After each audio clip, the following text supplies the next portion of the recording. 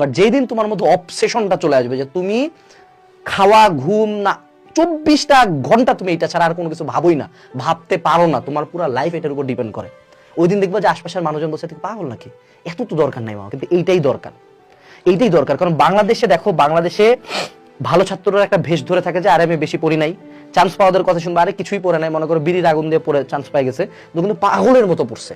বাংলাদেশের জনসংখ্যা অনেক বেশি, কম্পিটিশন প্রত্যেকটা ভর্তি পরীক্ষা অনেক বেশি।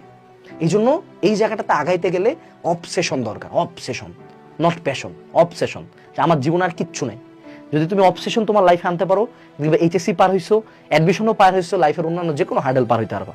যদি প্যাশনেট দেখা যায়, আরে খুব প্যাশন, আরে মামা বুয়েট আমার প্যাশন না, বুয়েট আমার অবসেশন, মেডিকেল আমার প্যাশন না, মেডিকেল আমার অবসেশন, ঢাবি আমার প্যাশন না, ঢাবি আমার অবসেশন।